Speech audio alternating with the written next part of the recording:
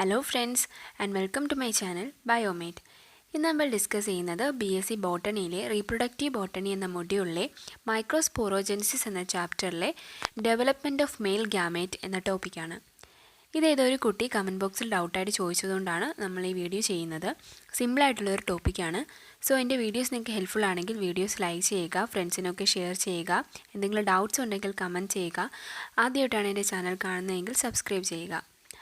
ഇനി എൻ്റെ ഈ നോട്ട്സ് നിങ്ങൾക്ക് ഹെൽപ്ഫുൾ ആണ്, വേണമെങ്കിൽ ഏത് നോട്ടാണോ ഏത് ടോപ്പിക്കാണോ വേണ്ടത്, ഞാൻ ചെയ്ത വീഡിയോസിൽ ഏത് ടോപ്പിക്കാണോ വേണ്ടത്, ആ ടോപ്പിക്ക് biomateonline@gmail.com എന്ന മെയിലിലേക്ക് എനിക്ക് മെസ്സേജ് ചെയ്യുക. അല്ലെങ്കിൽ അപ്പോൾ ആ മെയിലിലേക്ക് ഞാൻ തിരിച്ച് ആ നോട്ട്സ് ഞാൻ സെൻഡ് ചെയ്യുന്നതായിരിക്കും. നമുക്ക് വീഡിയോയിലേക്ക് പോകാം. Development of male gametophyte. The microspore becomes free from the tetrad. It undergoes unequal mitosis division to form first one vegetative cell or tube cell, which in turn forms the germ tube, second generative cell or the lenticular cell, which give rise to two male gametes. At first, the generative cell is attached to the wall. Later, it detaches from the wall and comes to cytoplasm. Then it undergoes mitosis and forms two male gametes.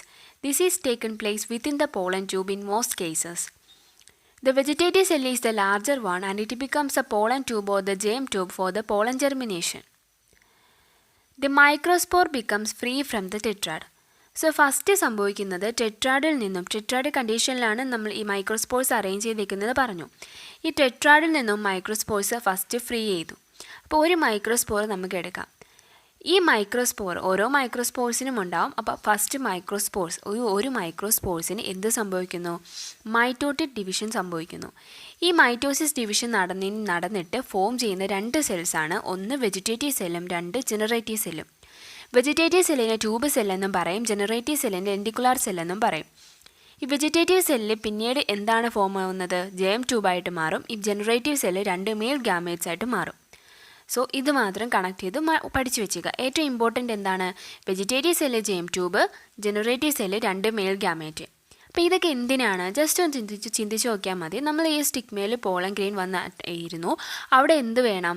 Pollen germination നടക്കണമെങ്കിൽ, അല്ലെങ്കിൽ നമുക്ക് pollen grains embryo സാക്കിൽ പോയിട്ട് fertilisation സംഭവിക്കണമെങ്കിൽ അവിടെ രണ്ട് mail ഗാമേറ്റ്സും വേണം. പിന്നെ ആ mail gametes പോകാനായിട്ടുള്ള pollen ട്യൂബും germinate ചെയ്യണം. അപ്പോൾ ഈ പോളൻ ട്യൂബ് ഫോം ചെയ്യുന്നത് വെജിറ്റേറ്റീവ് സെല്ലിൽ നിന്നാണ്. ഈ രണ്ട് മെയിൽ ഗാമേറ്റ്സ് ഫോം ചെയ്യുന്നത് ജനറേറ്റീവ് സെല്ലിൽ നിന്നാണ്. ഇനി ഇതെങ്ങനെയാണെന്ന് നോക്കാം. At first, the generative cell is attached to the wall. Later, it detaches from the wall and comes to cytoplasm. ആദ്യത്തെ കേസിൽ ആദ്യത്തെ സമയത്ത് ഈ ജനറേറ്റീവ് സെല്ല് ഫോം ചെയ്യുമ്പോൾ ഞാൻ പറഞ്ഞു മൈക്രോസ്പോറാണ് വെജിറ്റേറ്റീവ് സെല്ലിനെയും ജനറേറ്റീവ് സെല്ലിനെയും ഫോം ചെയ്യുന്നത്. അങ്ങനെ ഫോം ചെയ്യുമ്പോൾ ജനറേറ്റീവ് സെല്ല് വോളിൽ അറ്റാച്ച് ചെയ്തായിരിക്കും ഇരിക്കുന്നത്. Then it undergoes mitosis and form two male gametes. എന്നിട്ട് ഈ ജനറേറ്റീവ് സെല്ലിനാണ് രണ്ട് മെയിൽ ഗാമേറ്റ്സ് ആയിട്ട് മാറുന്നത്. അപ്പോൾ ഇതിന് മാറുന്നതിന് മുമ്പായിട്ട് ആ താഴെ പറയുന്നുണ്ട്, ഇപ്പോൾ തന്നെ ഞാൻ പറയാം. ജനറേറ്റീവ് സെല്ല് വോളിൽ അറ്റാച്ച് ചെയ്താണ് ഇരിക്കുന്നത്. ഈ വോളിൽ അറ്റാച്ച് ചെയ്തിരിക്കുന്ന ജനറേറ്റീവ് സെല്ല് ഫസ്റ്റ് ആ വോളിൽ നിന്ന് പിഞ്ച് ഓഫ് ചെയ്യുന്നു, അല്ലെങ്കിൽ വോളിൽ നിന്നും ഡിറ്റാച്ച് ചെയ്യുന്നു. വോളിൽ നിന്ന് ഡിറ്റാച്ച് ചെയ്തിട്ട് അതിൽ മൈറ്റോസിസ് ഡിവിഷൻ സംഭവിക്കുന്നു. അപ്പോൾ ന്യൂക്ലിയസ് ഡിവൈഡ് ചെയ്യുന്നു, ആ സെല്ലിൻ്റെ ന്യൂക്ലിയസ് ഡിവൈഡ് ചെയ്യുന്നു, സൈറ്റോപ്ലാസം ഡിവൈഡ് ചെയ്യുന്നു, രണ്ട് മെയിൽ ഗാമേറ്റ്സ് ആയിട്ട് മാറുന്നു. അത്രയേ ഉള്ളൂ. And this is taken place within the pollen tube. ചിലപ്പോൾ ഇത് പോളൻ ട്യൂബിൻ്റെ കേസിൽ പോളൻ ട്യൂബിൽ വെച്ച് തന്നെയാണ് ഇത് നടക്കുന്നത് മോസ്റ്റ് കേസസിലും. പക്ഷേ ചില സമയത്ത് പോളൻ ട്യൂബിൻ്റെ ഇതിലായിരിക്കത്തില്ല, എംബ്രിയോ സാക്കിനകത്ത് വെച്ച് നടക്കുന്ന കേസസും ഉണ്ട്. പക്ഷേ മോസ്റ്റ്ലി ആൻജിയോസ്പോംസിലെല്ലാം തന്നെ നടക്കുന്നത് പോളൻ ട്യൂബിൽ തന്നെയാണ്. Next is the vegetative cell. അപ്പോൾ ഈ പോളൻ ട്യൂബ് നടക്കുന്നത് എങ്ങനെയാണ്? നമ്മുടെ വെജിറ്റേറ്റീവ് സെല്ലാണ് ജെം ട്യൂബായിട്ട് മാറുന്നത്, അല്ലെങ്കിൽ പോളൻ ട്യൂബായിട്ട് മാറുന്നത്. അപ്പോൾ ഈ വെജിറ്റേറ്റീവ് സെല്ല് ആ സമയത്ത് ജെം ട്യൂബായിട്ട് മാറിക്കൊണ്ടിരിക്കുകയാണ് ഈ ജനറേറ്റീവ് സെല്ല് ഇങ്ങനെ മൈറ്റോസിസ് നടക്കുമ്പോൾ. Okay. Next is vegetative cell is the larger one. It becomes a pollen tube or the germ tube for the pollen germination പറഞ്ഞതാണ്. പോളൻ ജെർമിനേഷന് വേണ്ടി വെജിറ്റേറ്റീവ് സെല്ലാണ് എന്ത് ഫോം ചെയ്യുന്നത്? പോളൻ ട്യൂബായിട്ട് ഫോം ചെയ്യുന്നത്, അല്ലെങ്കിൽ ജെം ട്യൂബായിട്ട് ഫോം ചെയ്യുന്നത്. ഇനി വെജിറ്റേറ്റീവ് സെല്ലാണ് ജനറേറ്റീവ് സെല്ലിനെക്കാട്ടി ലാർജർ. നമുക്കൊരു ഫിഗർ നോക്കാം, മനസ്സിലാവും, നമുക്ക് നോക്കാം. ഇനി എന്താണ് വെജിറ്റേറ്റീവ് സെല്ല്, എന്താണ് ജനറേറ്റീവ് സെല്ല് എന്ന് നമ്മൾ ജസ്റ്റ് ഇത് പറഞ്ഞ കാര്യങ്ങൾ തന്നെയാണ്. It is the largest one than the generative. At the mitosis to generate pollen tube, cell organelles increases in size and number. RNA and proteins contents increases for the pollen tube germination. So നമ്മൾ പറഞ്ഞു vegetative സെല്ലാണ് generative സെല്ലിനെക്കാട്ടി larger one. ഇനി mitosis നടക്കുമ്പോൾ അത് pollen ട്യൂബായിട്ട് generate ചെയ്യുന്നു, അത് പറഞ്ഞു.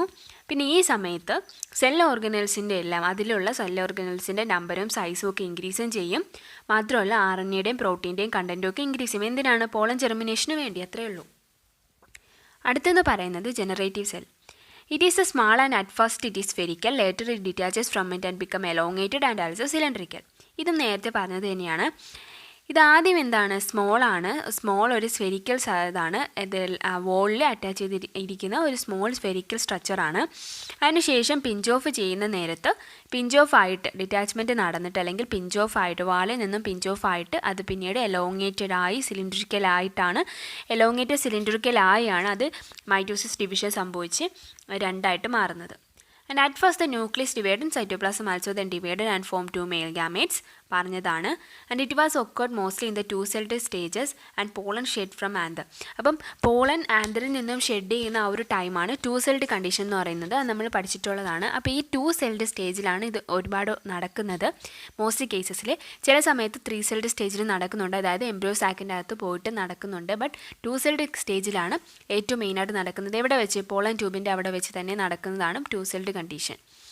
ഇനി നമുക്ക് ഈ പ്രോസസ്സ് തന്നെ ഒരു സിമ്പിളായിട്ടുള്ള ഫിഗറിൽ മനസ്സിലാക്കാം. സോ ഈ തിയറി മനസ്സിലാവാത്തവർക്ക് ഈ ഫിഗർ നോക്കിയാൽ കറക്റ്റായിട്ട് മനസ്സിലാവും. നമ്മൾ ടെക്സ്റ്റ് ബുക്കിലുള്ളത് തന്നെ ഒരു ഫിഗറാണ്. സോ ഫസ്റ്റ് എ പാർട്ടെന്ന് പറയുന്നത് അതൊരു മൈക്രോസ്പോറാണ്. ഈ മൈക്രോസ്പോർ മൈറ്റോസിസ് ഡിവിഷൻ സംഭവിച്ചിട്ടാണ് ബി പാർട്ടാവുന്നത്. ആ ബിയിലുള്ളതിൽ ആ വലിയ സെല്ലാണ് ഏതെന്ന് പറയുന്നത് വെജിറ്റേറ്റീവ് സെല്ലും. ഇനി ആ ചെറിയൊരു അതിൻ്റെ അകത്തൊരു റൗണ്ട് ഒരു സ്ട്രക്ചർ കാണുന്നില്ലേ, അതാണ് ജനറേറ്റീവ് സെൽ എന്ന് പറയുന്നത്. ഇനി അതിൽ സി പാർട്ടിൽ കാണിച്ചേക്കുന്നത് ഡിവിഷൻ സംഭവിക്കുന്നതാണ്. ആർക്ക് ഡിവിഷൻ സംഭവിക്കുന്നതിന് കാണിക്കുന്നത്? വെജിറ്റേറ്റീവ് സെല്ലും ജനറേറ്റീവ് സെല്ലിനും ഡിവിഷൻ സംഭവിക്കുന്നുണ്ട്. ബട്ട് വെജിറ്റേറ്റീവ് സെല്ലിൽ നമുക്ക് പ്രത്യേകിച്ച് കാണിക്കുകയൊന്നുമില്ലല്ലോ, ട്യൂബായിട്ടല്ലേ ആവുന്നത്. ജനറേറ്റീവ് സെല്ലാണെങ്കിൽ ഡിവിഷൻ സംഭവിക്കുന്നു. ഡിവിഷൻ സംഭവിച്ചിട്ടാണ് എന്താവുന്നത്? ഇത് മെയിൽ ഗാമേറ്റ്സ് ആയിട്ട് മാറുന്നത്. അപ്പോൾ നോക്കൂ, നേരത്തെ പറഞ്ഞതുപോലെ ആ ജനറേറ്റീവ് സെല്ല് സ്ഫെരിക്കൽ സ്ട്രക്ചറിലാണ് കാണുന്നത്. അപ്പോൾ ഡിവിഷൻ സംഭവിച്ചതിന് ശേഷം അത് ആ വോളിൽ അറ്റാച്ച് ചെയ്തിരിക്കുമ്പോൾ കണ്ടില്ലേ, ഒരു താഴെ ഒരു സെല്ല്, അതിൻ്റെ നടുക്കായിട്ട് ന്യൂക്ലിയസ് പോലെ കാണുന്നില്ലേ, അത് ജനറേറ്റീവ് ന്യൂക്ലിയസും ജനറേറ്റീവ് സെല്ലുമാണ്. അത് വോളിൽ അറ്റാച്ച് ചെയ്തിരിക്കുകയാണ്.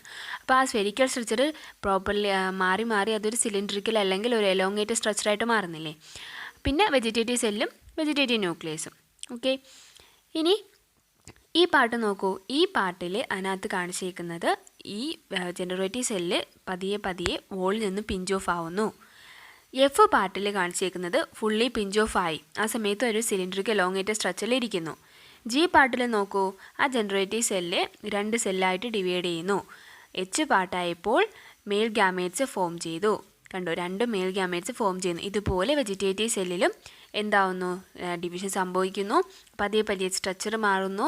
അത് ഒരു ജെം ട്യൂബായിട്ട് ഫുള്ളി ഒരു ജെം ട്യൂബായിട്ട് മാറും. കണ്ടോ, അപ്പോൾ ജെം പോറൊക്കെ ഉണ്ട്. അപ്പം ജെം ട്യൂബായിട്ട് ഫുള്ളി ആ ഒരു, ഞാൻ പറഞ്ഞുതരാം, ആദ്യത്തെ ആ വലിയ റൗണ്ട് ഉണ്ടല്ലോ, അതാണ് വെജിറ്റേറ്റീവ് സെല്ല്. അതിൻ്റെ അകത്തുള്ള ചെറിയ സ്ട്രക്ചറാണ് ജനറേറ്റീവ് സെല്ല്. അപ്പോൾ ആ വെജിറ്റേറ്റീവ് സെല്ല് ഫുള്ളി ജെം ട്യൂബായിട്ട് ജെർമിനേറ്റ് ചെയ്യും. ഇനി മെയിൽ ഗാമറ്റോഫൈറ്റ് ഓൾറെഡി മാറിക്കഴിഞ്ഞു. ആ ജെം ട്യൂബായിട്ട് ജനറേറ്റ് ചെയ്യുന്നതാണ് താഴെ കാണിച്ചിരിക്കുന്നത്. കണ്ടോ, അപ്പം ജെം ട്യൂബായിട്ട് അല്ലെങ്കിൽ പോളൻ ട്യൂബായിട്ട് ഈ സെൽസ് വെജിറ്റേറ്റീവ് സെല്ല് മാറും. അതിൻ്റെ അകത്തുള്ള ആ മെയിൽ ഗാമേറ്റ്സ് ആ പോളൻ ട്യൂബിൽ കൂടി പുറത്തേക്ക് പോകും. കണ്ടോ, പോളൻ ട്യൂബിൽ കൂടെ പുറത്തേക്ക് പോകുന്നു. അപ്പോൾ ഒരു പോളൻ ട്യൂബായിട്ട് വെജിറ്റേറ്റീവ് സെല്ലും മാറും. മെയിൽ ഗാമേറ്റ്സ് ആ ട്യൂബിൽ കൂടി എവിടേക്ക് പോകും? എംബ്രിയോ സാക്കിലേക്ക് പോകും. അപ്പം ഇതാണ് ഡെവലപ്മെൻറ്റ് ഓഫ് മെയിൽ ഗാമറ്റോഫൈറ്റ് എന്ന് പറഞ്ഞ പോർഷൻ. അപ്പോൾ ഇത്രയേ ഉള്ളൂ. അപ്പോൾ ഇങ്ങനെ മൈക്രോസ്പോർ ഏതൊക്കെയായിട്ട് മാറുന്നു, അത് പിന്നീട് ഏതിനൊക്കെ റൈസ് ചെയ്യുന്നു, എന്തിനാണ് റൈസ് ചെയ്യുന്നത്, എങ്ങനെയാണ് ആ ഡിവിഷൻ സംഭവിക്കുന്നത്.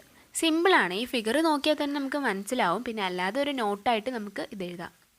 ഡെവലപ്മെൻറ്റ് ഓഫ് മെയിൽ ഗാമറ്റോഫൈറ്റ് എങ്ങനെയാണ് നടക്കുന്നതെന്നങ്ങനെ 4 മാർക്സിനൊക്കെ ചോദിച്ചാൽ ഈ ഒരു എസ്സേ എഴുതുക. ഇനി 6 മാർക്കിനൊക്കെ ആയിട്ട് അങ്ങനെ ചോദിക്കുവാണെങ്കിൽ ഈ ഒരു ഫിഗറും കൂടെ ജസ്റ്റ് ഇതുപോലെയൊന്നും വരയ്ക്കേണ്ടത്, എങ്ങനെയാണെന്ന് മാത്രം മനസ്സിലാക്കുന്ന രീതിയിൽ വരയ്ക്കുക. അപ്പോൾ സിമ്പിളാണ്. ഇത്രയേ ഉള്ളൂ ഡെവലപ്മെൻറ്റ് ഓഫ് മെയിൽ ഗാമറ്റോഫൈറ്റ് എന്ന് പറയുന്നത്. So I hope you understand this topic. ഇത് ഇമ്പോർട്ടൻ്റ് ആയിട്ടുള്ള ടോപ്പിക്കാണ്, പക്ഷേ സിമ്പിളായതുകൊണ്ടാണ് ആ വീഡിയോ ആയിട്ട് ചെയ്യാതിരുന്നത്. പക്ഷേ ഇത് സിമ്പിളാണ്, പക്ഷേ ഇമ്പോർട്ടൻറ്റും ആണ്. ഒന്നും കൂടെ പറയുന്നു, ഇമ്പോർട്ടൻ്റ് ആണ്. സോ നല്ലപോലെ ഇപ്പോൾ നോക്കുക. And I hope you understand this topic and കൺഫ്യൂഷനൊക്കെ മാറിയെന്ന് വിചാരിക്കുന്നു. ഇനി എന്തെങ്കിലും ഡൗട്ട്സ് ഉണ്ടെങ്കിൽ കമൻറ്റ് ബോക്സിൽ ഇട്ടാൽ മതി. ഈ ടോപ്പിക്ക് പറഞ്ഞതിൽ തന്നെ എന്തെങ്കിലും ഡൗട്ട് ഉണ്ടെങ്കിലും ചോദിച്ചാൽ മതി. And I hope you understand this topic. Thank you so much. നമുക്ക് അടുത്ത വീഡിയോയിൽ വേറൊരു ടോപ്പിക്കുമായിട്ട് വരാം. ഇനി നമുക്ക് നല്ലപോലെ പഠിക്കാം. Stay home and stay safe. Thank you so much. Notes വേണമെങ്കിൽ മെയിൽ ചെയ്യുക. Thank you so much. See you soon.